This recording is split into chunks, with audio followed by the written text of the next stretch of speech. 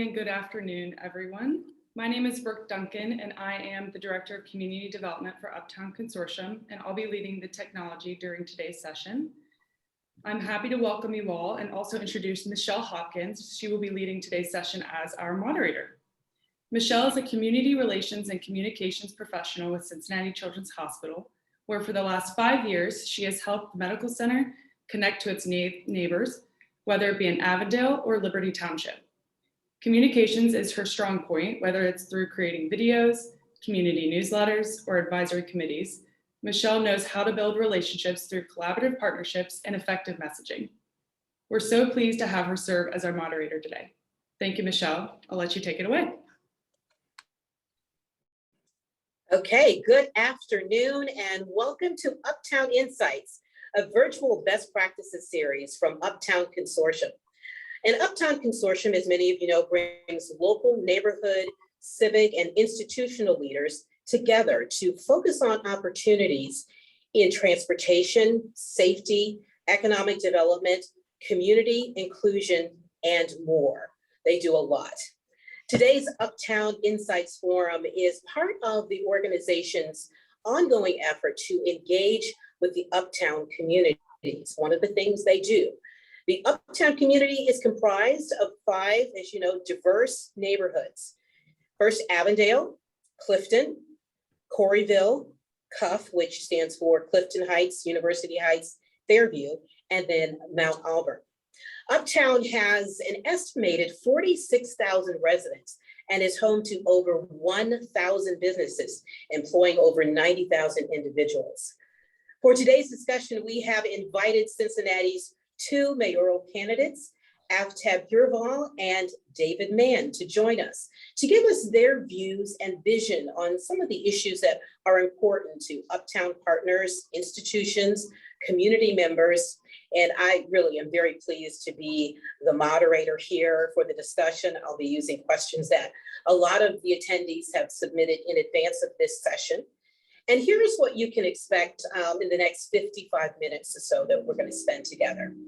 First, I am going to introduce the candidates, and then we will jump right into your questions. We know many of you have submitted questions, and we're hopeful to get to as many as we can, but we know that we won't be able to get to them all. So we have thought about that, and we are going to list Mr. Mann's and Mr. Pureval's contact information in the chat so then you can follow up directly to get your questions answered. We know that's important. Members of their teams, by the way, are also attending and listening today. We will also include contact information in our follow-up after today's session, so do know that. As Brooke mentioned, if you have any questions throughout the session, we want you to jot them down, or better yet, please put them in the chat, and we will follow up to make sure they are all answered. Questions, as you should know, will not be answered in real time. I would like to start by briefly introducing our candidates to you. First, I am pleased to introduce the Honorable David Mann. David Mann has been an elected member of Cincinnati City Council for the past 8 years now. He served as the Vice Mayor from 2014 to 2018 and as Chair of the Budget and Finance Committee from 2015 to the present time. As Chair of Budget and Finance, he leads City Council in overseeing the city's budget of $1.5 billion, supporting critical municipal services and departments like police department and the fire department. And all of this is carried out by about 6,000 employees. Next, I am pleased to introduce Mr. Aftab Pureval. Aftab Pureval is the Hamilton County Clerk of Courts, and he was the first Democrat elected to this office in more than 100 years. Aftab has brought modern and professional reforms to the clerk's office, and he's made access to justice a priority by launching a nationally recognized help center to assist people who are representing themselves with legal resources. So, Mr. Pureval and Mr. Mann, thanks so much for taking the time today to share your thoughts with the Uptown community. We really appreciate it. And our questions today will center around 6 different topics of importance to Uptown partners, institutions, and community members. So those different areas are the economy, development, community inclusion, transportation, and talent. And you should know that we're going to rotate back and forth between each candidate to answer every question. Now, the first respondent will have 30 seconds, and the second respondent will answer in 2 minutes. So that is how this is going to go. So let's get started. I would like to kick things off with a question about the importance of Uptown to the city's economy. And here is that first question for you. Just a second. A recent study on the economic impact of Uptown Cincinnati shows how vital and growing the area is for the rest of the region. And I'm going to start with you, Mr. Mann, on this. How will you make sure this momentum continues under your leadership? And you'll have 30 seconds. Thank you very much, and thank the Uptown Consortium for this opportunity. And fundamentally, you need to understand that Aftab and I strongly agree that the next mayor should be from Clifton, since we both live in Clifton. Yeah. Last term, when I was vice mayor, I was a member and attended regularly the monthly meetings of the Uptown Consortium. So I'm rather familiar with how things have evolved. And what triggered, of course, so much of what we're seeing now is the decision that was made early in the 8 years of my service this time. And that was the decision to spend a fair amount of city money to bring together the link between Martin Luther King and I-71. And already, Mr. Mann, you're about at 30 seconds right now. okay. I'll let you just wrap up your sentence, but then we'll have to move on. Okay, well, that's what triggered it, and leads to the magnificent growth and potential that we see today. Okay, Mr. Pureval. Uptown is, well, first off, thank you so much for this opportunity, for this forum. Uptown is truly Cincinnati's innovative engine. Within such a small area of our region, we have institutional powerhouses with national and international recognition. The city just would not be where it is today were it not for that growth. And the city should be a partner to the needs and interests of these institutions and of these neighborhoods. But we can go further by making Uptown a more attractive place to live at all income levels, and by supporting policies to keep Uptown connected, to keep it walkable and accessible to all roadway users. We can help our neighborhoods, our residents, our hospitals, and UC attract even more talent and retain that talent. I'm no stranger to the value of innovation and fresh ideas. It's exactly what I did at the clerk's office, launching the first new website in 20 years, leaning into innovation, putting more resources and services online. You know, Uptown has just grown so much since I was a law student at UC. It's just been incredible to see the transformation there. And my priorities for Uptown will be to continue the growth of the neighborhood, of the institutions, while ensuring the city is there to support increased housing at all income levels, increased connectivity throughout Uptown, and increased opportunities for both the legacy long-term community and also the new talent that we need to attract there. Okay, thank you, Mr. Pureval. We appreciate that. And let's get on to our second question. Uptown's economy has remained strong and even outperformed the city of Cincinnati and the state of Ohio, believe it or not, in the last 2 decades. How will you support this continuation from the anchor districts and businesses to maintain important employment opportunities, as well as transform our community for the better? We're going to start, Mr. Pureval, with you with 30 seconds, and then we'll follow up with Mr. Mann with 2 minutes.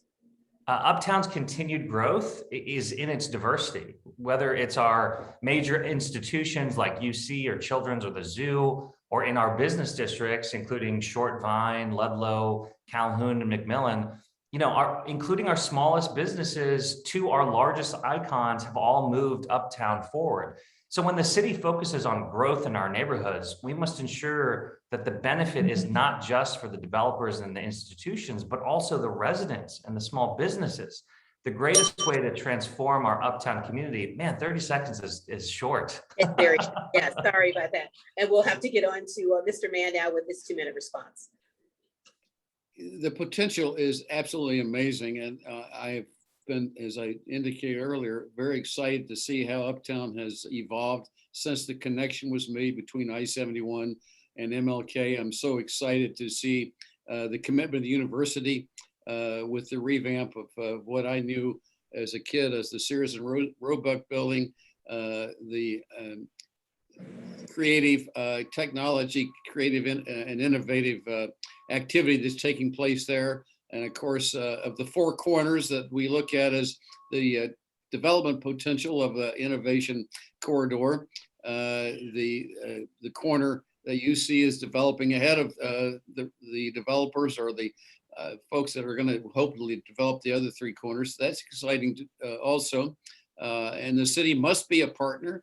And as I say, I was involved in the monthly meetings, the Uptown Consortium. You've got a great leader in Beth Robinson, and you've got great institutions supporting what is happening. And from my perspective, you've got 5 great neighborhoods, so it cannot fail to come together.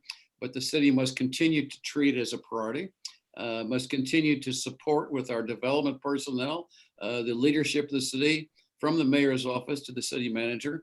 And as I serve, if I'm fortunate enough to be selected as a mayor, I will be setting a continuing priority on this area.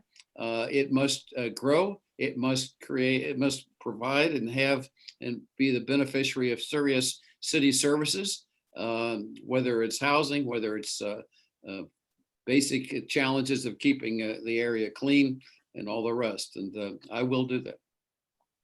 Okay, thank you, Mr. Mann. We do have one more question in the area of economy we want to get to.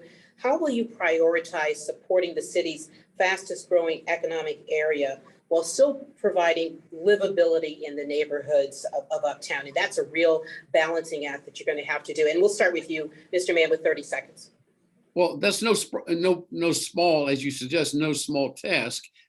We want growth. We want jobs. We need the economic engine of jobs that attract folks from elsewhere, jobs that generate tax revenues. And that can only happen with a partnership between the city and those involved in the development. But also, if the neighborhoods cease to be livable, we've missed a great opportunity here. And I don't agree that it should be a risk. It's exciting to see how the area around the Uptown corridor has evolved in recent years. The housing has been built. Okay, we'll wrap it up too. I'm sorry, it's 30 seconds. Sure. Sorry to interrupt. And we're going to have to get to Mr. Pureval now with his Sure. 2-minute response to that. Mr. Pureval. Sorry, I put myself on mute accidentally. While Uptown will always be a regional draw, and while you can't perform brain surgery over Zoom yet, we do have to keep in mind that every neighborhood must be livable.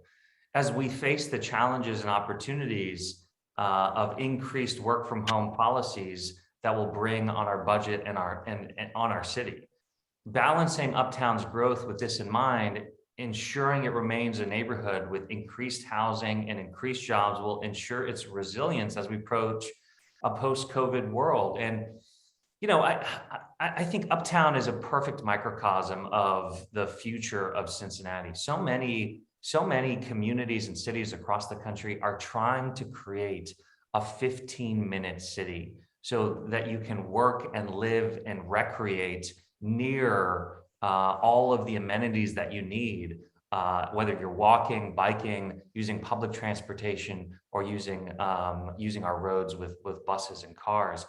That's exactly the vision for Uptown, to be a diverse neighborhood that fulfills all of those needs, so that if you start as a student at UC, you have access to housing in Uptown. If you start as a tech entrepreneur, you have access to housing and jobs in Uptown. If you start as a med student and then a doctor, you have access to housing and career opportunities in Uptown. From blue collar workers to white collar, from affordable housing to market rate housing, creating that density and that diversity has to be a priority for this community. Absolutely. Let's move on now to development, the area of development. And as I look out my window here, I can see a lot of the development happening, and everybody has seen that. What is your view on how the city could support growth and development in Uptown. And I believe this time we're going to go to Mr. Pureval for 30 seconds and then Mr. Mann for 2 minutes. One of my priorities for solving our affordable housing crisis, which is relevant to development, because as we develop, we have to ensure that it's equitable and people have access to affordable housing, so we're not pushing out our legacy communities. But one of the strategies is a comprehensive plan, a deep dive on how our housing restrictions in many ways are holding us back. And that will only benefit Uptown. The innovation corridor is a blend, as I mentioned earlier, of high-tech jobs and new office buildings and new high-quality housing. By ensuring our zoning isn't limiting our housing options here, we can add hundreds of new residents to Uptown and use our tax incentives to bring workforce housing into the mix as well. Okay, thank you very much, Mr. Pureval. And Mr. Mann, you have 2 minutes. I think we continue a lot of the things that the city's been doing. I know over the last 8 years, the city has been worked with the consortium, worked with potential developers to acquire the land that's necessary to have a development. So if you take a look at the northeast corner, for instance, the property acquisition has included acquisitions by the consortium, acquisitions by the city and by the developer, and those can all be combined together, because you can't have the kind of developments that we envision for any of the four corners unless the property can be acquired. Continuing collaboration between the city and stakeholders is essential, particularly collaboration with the university, which is such an engine of expertise, attraction to our community, folks that can have skills, have understanding, and can contribute to what we hoped to see happen in Uptown. And then, of course, there is the support that we give our neighborhood groups. The 5 neighborhoods we're talking about have strong community councils, strong development folks. They also have engaged citizens. They have engaged businesses. And it's a very exciting place when you think about bringing those 5 neighborhoods together.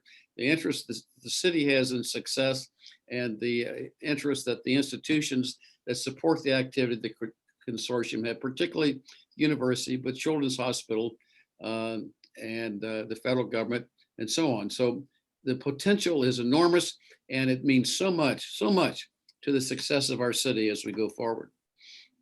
Yeah, let's stay on the topic of development and talk about some of the priorities and maybe new ideas that you would bring to revitalize our neighborhoods in Uptown. And Mr. Mann, we'll start with you with 30 seconds and then go to Mr. Pureval for 2 minutes. Well, one of the things we're in the process of changing is eliminating the opportunity for elected officials, the mayor, members of council, to get in the middle of negotiations. That's created some problems that we're all familiar with.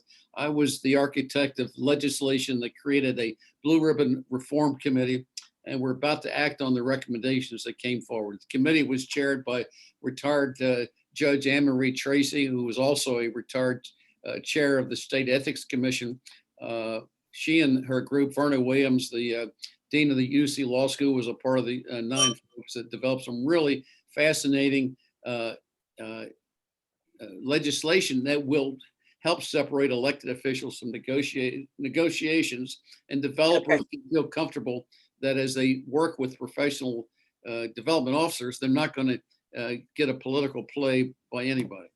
Okay, great. Thank you very much, Mr. Mann. And Mr. Pureval, you have 2 minutes. Sorry, I think if you run for mayor, you should have a plan. And I've put together a comprehensive economic recovery plan. And broadly, it calls for recovery from this pandemic, growth, but when we grow, putting equity in the center of the frame. And let me give you just a handful of specifics, because the question is asking for new ideas to bring to revitalize our neighborhoods. You know, number one, I've been supportive of the streeteries of the Dora, because our small businesses and our restaurants in particular have been hard hit. But we have to expand those ideas outside of the central business district and into our communities, particularly communities in our neighborhoods in our Uptown area. The second thing that we should do is make it easier, not harder, to open up a small business. I call for a specific idea of a navigator, someone who will walk you through the various red tape and hoops that you have to jump through at the local and state level in order to open a small business. By doing that, we can put more small businesses up in our economy and get our economy back on its feet. The second idea that I think we should all be looking at is leveraging the bully pulpit of the mayor's office and of our leaders in City Hall to have an aggressive marketing campaign to let people know that Cincinnati, the Uptown area, is back open for business. In order to get our economy back on its feet, we have got to be incentivizing and encouraging people to get back in person, back working in person, back recreating in person, back eating in person in order to support the small businesses in those areas and get us again moving after the pandemic. And let's move on to one more question in development, and it has to do with how you're going to keep neighborhoods and people in the neighborhoods involved in maybe some of the decision making, because what happens in development affects residents. So how would you, Mr. Pureval, in 30 seconds, tell us how you would make sure that neighbors are involved? I would do it by prioritizing community engagement, prioritizing it when we're talking about zoning, when we're talking about development, when we're talking about public safety, not just sitting in City Hall and waiting for people to come to me, but being out in the community.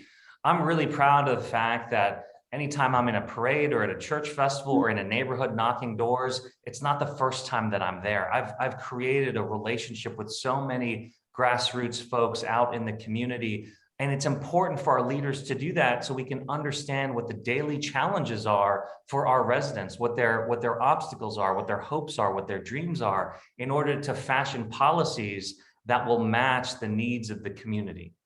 Okay, thank you very much, Mr. Pureval. And Mr. Mann, you will have 2 minutes. Thank you.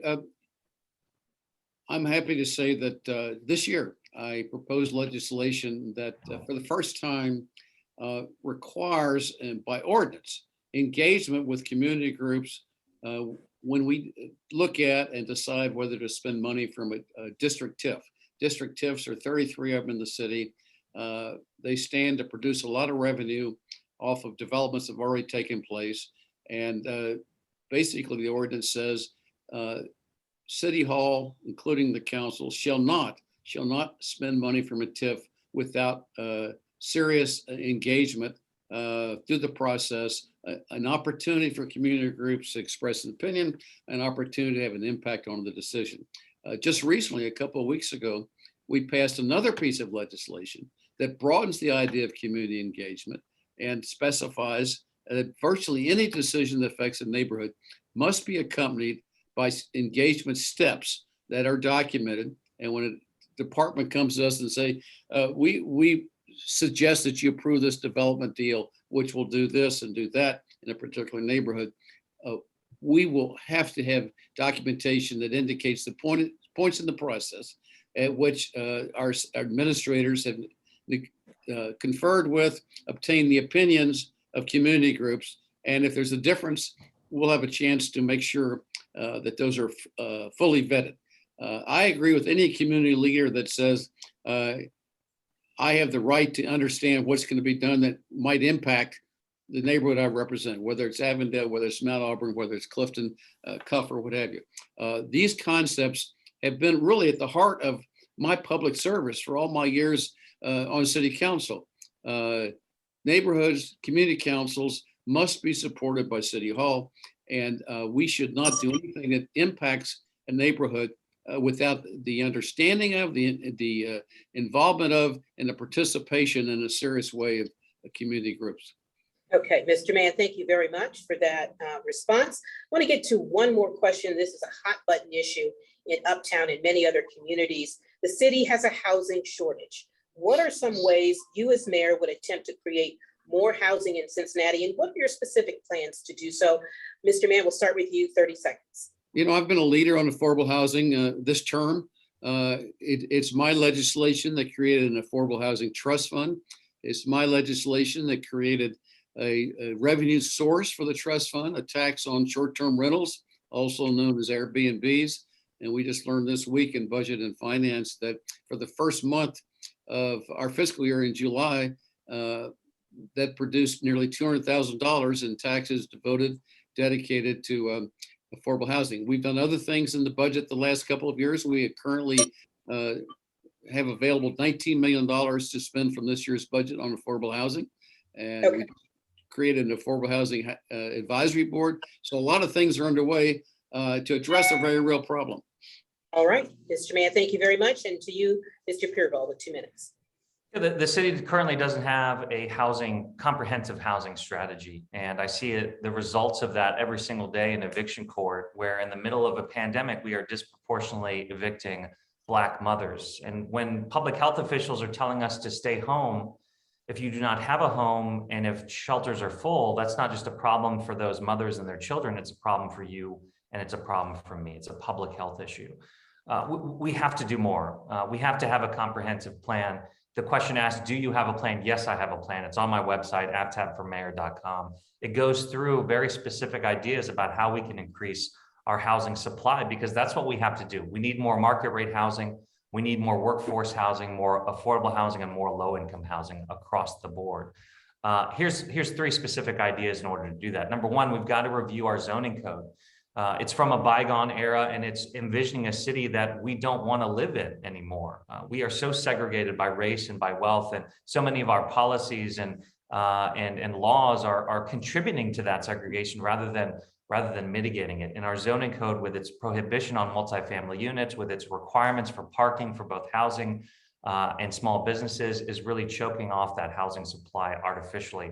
Second, our residential tax abatement program, I believe, is inequitable and unfair. A vast majority of our tax incentives go to our 3 wealthiest neighborhoods at the expense of Avondale and so many other, Mount Auburn, so many other communities in the Uptown area. We should be incentivizing growth and supply, not in areas that already are dense and don't need the money, but in areas that are looking to grow. And then finally, what gets lost in this conversation is 60% of the city are renters. And the equities in eviction court are completely unbalanced. 90% of landlords are represented by an attorney. 90% of tenants are representing themselves. Landlords are frequent flyers. Tenants have no idea what's going on in that legal process. We need a countywide housing court, one judge to hold bad out-of-town landlords accountable who have blighted, abandoned buildings that are magnets for crime. One judge to work with legacy communities in order to make sure that communities who have been in the neighborhood for generations can share in the success of the growth. All right, thank you very much, Mr. Pureval. And we are going to move on to an area that's near and dear to my heart, and that is community. And the first question will go to you, Mr. Pureval, for 30 seconds. The question is, how will you work with community groups, community councils, and members to manage growth in one of the city's hottest neighborhoods to the benefit of existing residents and businesses and those who choose to locate here? Another balance that you'll have to strike. Yeah, we can and must do both. I mean, we've got to grow jobs, we've got to increase development, but we also have to maintain longtime residents and businesses as we add new ones. It's the fundamental goal of any city to grow, but to grow without displacement, to grow, but to grow without deprioritizing legacy communities. You know, we do that by early engagement with residents on new ideas, having communities as part of the planning process, visioning and clear stakeholder meetings. You know, the West End is doing this. All right, that's the end of your 30 seconds, and we'll go on to Mr. Mann for 2 minutes now. You know, I think one of the things I am recognized for in my years of service at City Hall is my commitment to neighborhoods, neighborhood groups, community leaders. Last term, I was chair of the Neighborhoods Committee in addition to being vice mayor, and we concentrated very, very deeply on making sure that community leaders were involved in the decision-making process, making sure that community leaders were informed of decisions that might be impacting a particular neighborhood, working with, visiting community councils. All those things are essential. When it comes to potential developments in a neighborhood, I always say to community groups and to would-be developers, if you fail to engage, you do so at your own risk. And by that, I mean, if a developer wants to do something in Mount Auburn, that developer had better engage on his own with community councils, development corporations, and the like. Because when he comes to us for approval of something that he wants city support on or city help on or a zone change, one of the questions is going to be, how does the neighborhood feel about this? And if the neighborhood says, this is the first time we've heard about it, that tells us something about the commitment of that particular developer to true engagement with neighborhoods. And by the same token, sometimes neighborhoods say, we don't want to talk to the developer. Well, that misses the opportunity to talk with the developer about legitimate neighborhood concerns and get a modification, an adjustment in something in the neighborhood a developer might be planning. I mean, often you end up, if there is that kind of engagement, if there's something going to come into the neighborhood, you get a better product than you would without the engagement. And sometimes, let's face it, there is a lack of agreement. The neighborhood and the developer are at odds, and it comes to council, and ultimately we have to make a decision. And most of the time, I believe, we make the decision that's in the best interest of the neighborhood, consistent with what community leaders want, and also consistent with the best interests of the entire city. And that's our job.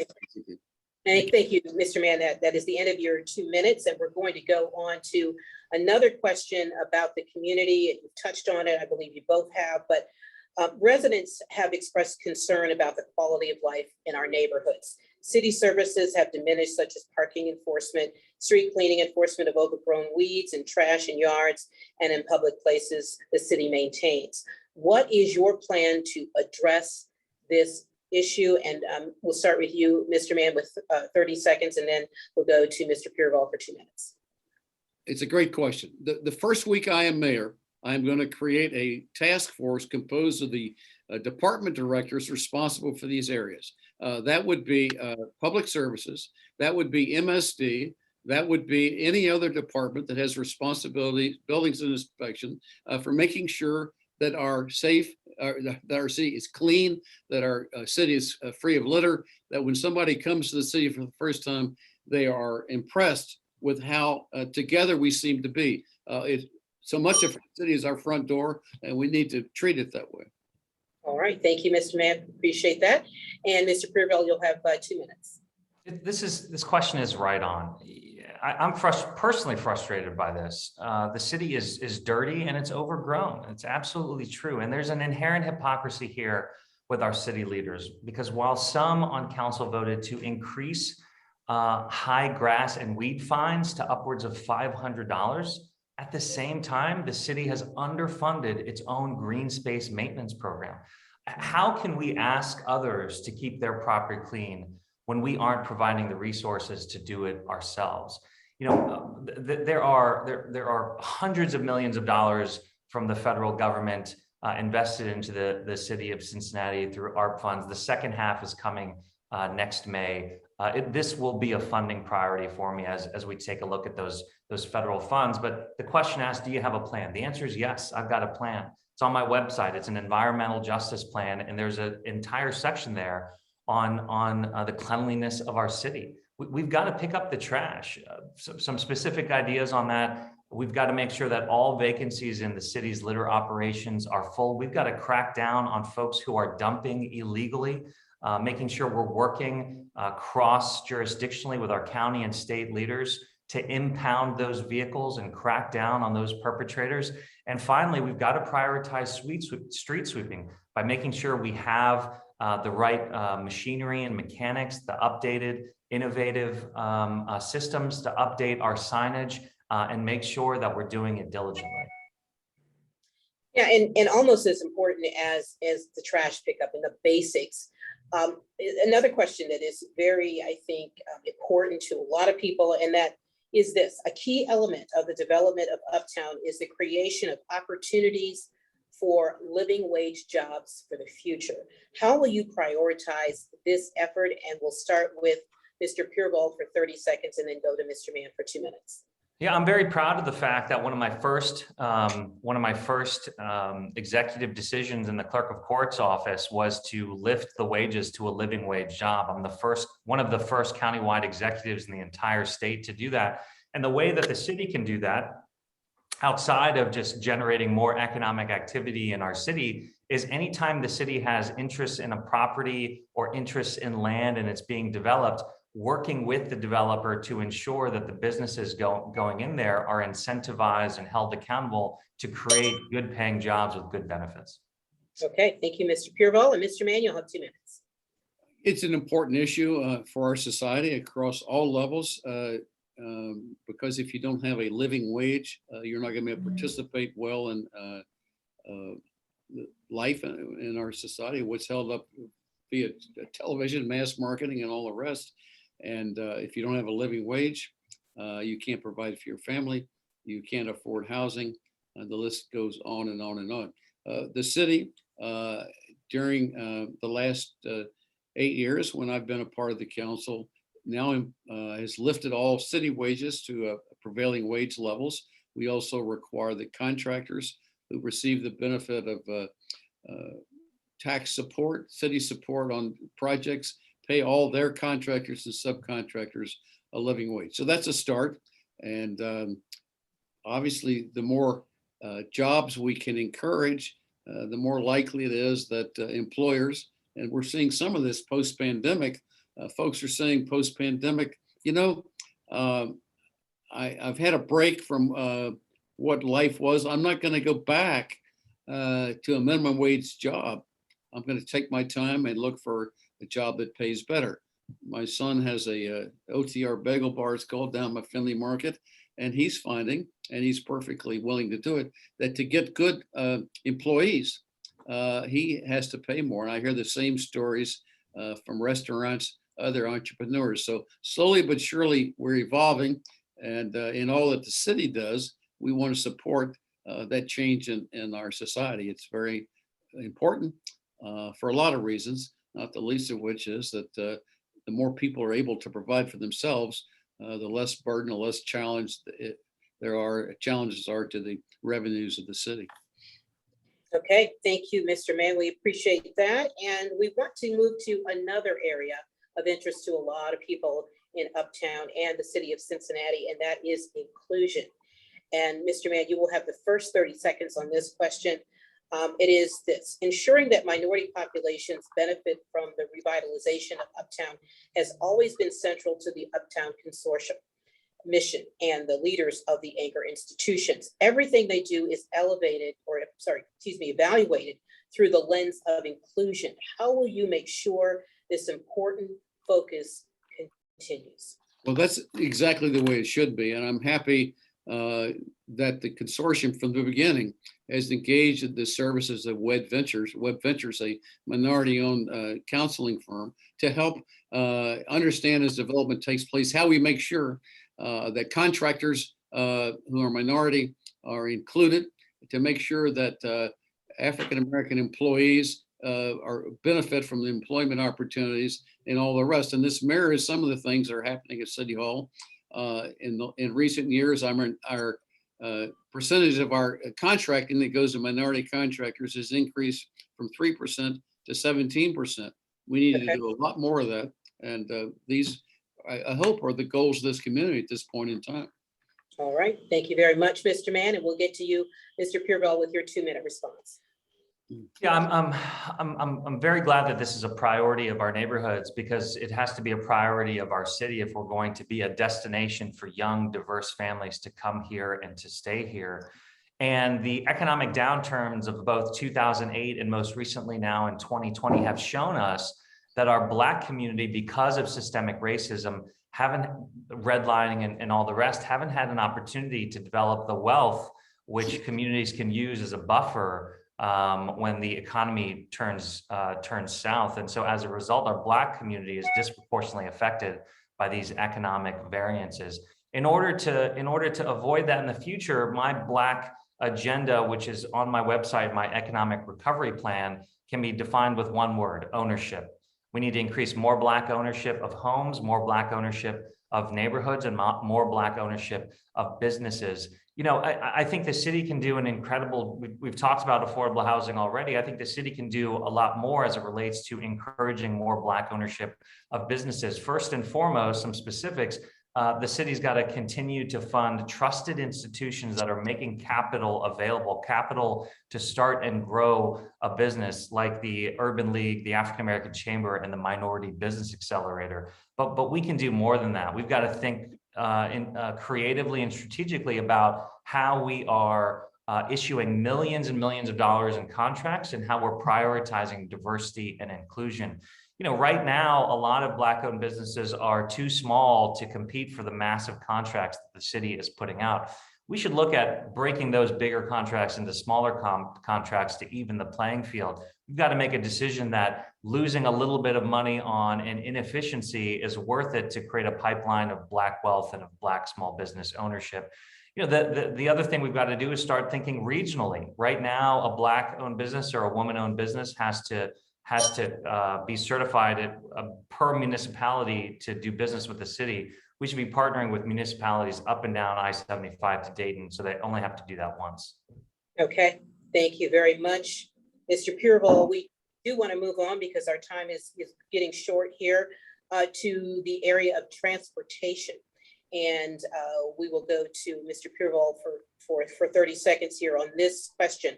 According to the Brookings Institute Principles for an Innovation District, connectivity, including transit, bike paths, sidewalks, and car sharing, is paramount for success and sustainability. Access and connectivity have always been key components in planning in Uptown. How will you lead efforts to improve connectivity in and around Uptown in the area of multimodal transportation options? Yeah, this is not just important for getting our current residents in and around town. It's not just important to break down the segregated barriers amongst our neighborhoods. This is a critical issue for how we're going to grow our city. You know, cities that have good bike lanes that are walkable, those are cities that are magnets for young, diverse talent. And Uptown, in order for it to grow, in order for it to achieve the success that we all want, has to prioritize this. But it's also important because so many people are getting hit and killed by cars. So we also, as we think about this, have to prioritize Vision Zero and pedestrian safety. Okay, thank you very much, Mr. Pureval. And Mr. Mann, you'll have 2 minutes for this. Thank you. You know, this community made a big decision last year. We approved transferring funding for SORTA from the city earnings tax to a countywide sales tax. That's important because number one, it's more money. And number two, it's a countywide source of revenues. And this is, as promised, is leading to improvements in the transit system and making sure that more folks have public transportation available to get them from where they live to where they work, from where they live to where they want to recreate, and all the rest. So we're just beginning to see the potential of that, and that's going to transform some of our opportunities in this community. One of Mayor Cranley's priorities has been bike lanes. I think it's amazing how this has moved beyond a few hundred yards here, a few hundred yards there. Anyone who doubts that, I suggest you go to Wasson Way and see how far you can walk or ride, or go to Lunkin and see how you can be connected with the statewide bikeway system. We were in Price Hill last night, and along the Ohio River, segments have already been built and are open. So that's important. It's important as a way to allow people to transport themselves, reduce energy cost, all the health benefits and so forth. We have more and more bike riders who don't need the bike lanes. They're on the street. And I think our motorists are slowly but surely understanding that they might see bikers, which makes it safer for everybody. We've got electric scooters, which have presented a new opportunity. Red Bike is the private organization that, with public support, provides the opportunity at a very cheap cost for all of us to pick up a bike, go someplace on the city, and drop the bike at a installation. So A lot of All good right. things are happening. We got further to go. All right, I haven't tried that red bike yet, but I want to. Should, yeah. All right, let's move on to our next question in transportation. How will you work with government, community partners, and residents to further develop the transportation connectivity in Uptown? In your opinion, what needs to happen to make this a priority? We'd like to hear your multimodal thoughts here, promoting bikes, transit, cars, a lot there. And I know, Mr. Mann, it's 30 seconds for you. It's a challenge. Well, I think I just covered some of the points, but obviously at one point there was thought that for a lot of reasons doesn't seem feasible of connecting the streetcar to the university, to the hospitals and all the rest. But there needs to be a efficient connection between the employment opportunities, the educational opportunities at the top of the hill, and all the opportunities in OTR along the river and all the rest. So that has to be key. And I think, as I said, SOAR's new revenue sources create some opportunities. They're going to create some very exciting changes, I think, in public transportation. Okay, thank you very much. And we'll get to you, Mr. Pureval, with 2 minutes on this topic. Yeah, the city of Cincinnati, we funded the MLK interchange, but unfortunately, we left the entire design to ODOT. Now, pretty much every institution in Uptown and a lot of the residents nearby ask the city, why did we do that, and why does it look the way that it does, and how can we make this right?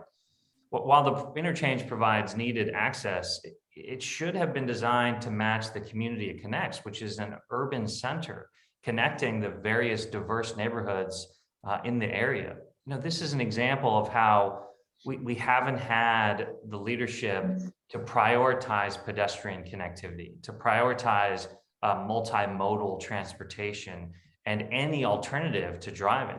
My administration, if I'm lucky enough to be elected, will give our transportation department clear guidance in cooperation with our neighborhoods and our neighboring institutions that business as usual won't work. We need to embrace our urban form and become the connected, walkable city that we know we can be. I mean, MLK needs a usable and functional shared path that connects all across the various neighborhoods into Uptown. I'm supportive of the inclusive Clifton Avenue complete streets study being done with residents and community councils in the city and UC. Fundamentally, downtown, the central business district, can't always be getting the great infrastructure. We need to make sure that we're meeting communities where they are and that we're prioritizing multimodal innovations throughout the city. Okay, thank you very much, Mr. Pureval. We're going to move on to our final bucket here of issues that we know that the Uptown community is concerned about, and that this one has to do with talent. It's been referred to as the most pressing challenge we universally face, gaining access to talent. UC President Pinto said, "We cannot miss the surging talent and innovation movement that is sweeping the globe because it will define America's standing in the 21st century." What is your view on what role Uptown plays in attracting talent to our region? And we'll start with you, Mr. Pureval, with 30 seconds. Talent is the fuel that drives the engine of our economy, not just here in Cincinnati, but the state and the country. And Cincinnati has to be a destination for young, diverse talent. The city's just not very diverse right now. We are 60% white, 40% Black, roughly. There's just not a lot of people who look like me in our city. And we've got to fix that. In order to attract young, diverse families, we have to create neighborhoods that are dense, that are diverse, that lean into the arts, that have good public transportation, that are walkable, that have bike lanes. Those are the kinds of neighborhoods that young talent is looking for. And that's the vision for our Uptown corridor. We just have to have leadership to catalyze that development. Okay, thank you very much. And we'll get to Mr. Mann now with 2 minutes on this topic. Well, I have a far more optimistic opinion of where we are. The last census of 2020, for the first time in decades, revealed that we had a population growth. Our economy is growing. We have more jobs than we did. There are a lot of great things going on. And, we have the renaissance in OTR, but I tell people that don't understand what's happening in our city, visit with me a series of neighborhoods. They're also, with city support and a lot of public money, experiencing a tremendous renaissance, whether it's Madisonville, Walnut Hills, East Walnut Hills, Avondale, College Hill, Westwood. I mean, the list just goes on and on and on. And you accompany the excitement and the improvement in our neighborhood with the geographic beauty of our area and the institutions that are already here, whether they're cultural, educational, and the businesses that are here and thrive here. And I think we got tremendous potential to be very competitive with attracting talent here, attracting businesses here, and finding that many, many people want to come live here. You know, the two coasts are not as popular as they once were, and people are coming to understand that they don't have to be on the coast to do their job, particularly as their work is more supported by the internet. So we've got some tremendous opportunities here, and I anticipate that more and more individuals, more and more companies will be looking at Cincinnati. We rate very high on any number of surveys about cities of interest to young people, cities of interest to those looking for affordable cost of living. The list just goes on and on and on. So let us not lose heart. And the city has to be in the middle of that, of course, the city government. And we need to support Ready and other Chamber of Commerce, other groups and activities in our community that try to take advantage of all those benefits and make sure our case is made to the whole country. All right, thank you very much, Mr. Mann. And we are about to wrap up, but before we do, we want to make sure that we give each of you 2 minutes to do a quick wrap up for us. And we'd like to start with Mr. Pureval. And if you could give us your top 3 priorities next year as it relates to Uptown. Thank you so much, Uptown, for this forum. We really appreciate an airing out of all the issues. Great questions. Always great to be with my friend David Mann. You know, look, what I'm offering is a bold, progressive vision for moving Cincinnati forward with new ideas, new leadership in order to turn the page on this ugly chapter in Cincinnati's history. And I'm no stranger to transforming government. The clerk of courts, when I first got there, was known more for its patronage and its nepotism than for providing services to the community. On my very first day, I ended the corruption there, hired a diverse staff, brought in the best and the brightest, and performed great services for the city. We instituted a living wage, a comprehensive paid family leave, treated our employees with dignity. We have fewer full-time employees doing more, but we leaned into innovation, launching a new website, putting more services online. We've led on justice reform, working with the National Bail Project to reform our cash bail system, launching an eviction help center that has been nationally recognized and awarded. And after doing all that, every single year of my administration, I've given money back to the county, saving taxpayers millions and millions of dollars. That's the kind of bold, effective leadership I think the city needs right now. And my vision for the city is articulated in my 4 comprehensive plans that are on my website. And those are my 4 priorities, frankly. Number 1, an economic recovery that grows our city, but keeps racial equity and racial justice in the center of the frame. Number 2, ensuring that we have affordable housing all across our city, not just concentrated in a few pockets. Number 3, making sure that all of our communities are safe while also improving the trust between the community and the police. And finally, an environmental justice plan that reduces our footprint, conserves our natural resources, and cleans up our city. I'm asking you to choose innovation, to choose change. I'm asking you to support our campaign. Thank you.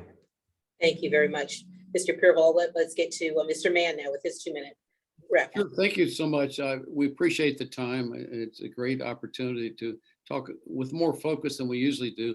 As I see it, this election is about, number 1, who supports the police, and that's important because we obviously are having a real problem now in this community with shootings, with homicides. It's so sad. The days I wake up and learn that another teenager's been killed, I have to choose between anger and crying. And somehow we have to turn it around. And one of the ways we do that is to make sure we support the police, recognize that our police department is a national model that most communities look up to, and it needs to be supported. Number two, I want you to think about the next council. Only one elected member of the current council is even eligible to be on the ballot on November 2nd. So we're going to have a brand new council. I had a chance last night to listen to most of the council candidates at a forum in Price Hill. It's hard to keep track of who they are and what they bring to the table, but we know that the 9 members of council are going to be new, inexperienced, probably relatively young. So I think we need someone who is, as mayor, who has the experience and maturity to provide some leadership from day one. And that's very important. We don't have time for on-the-job training.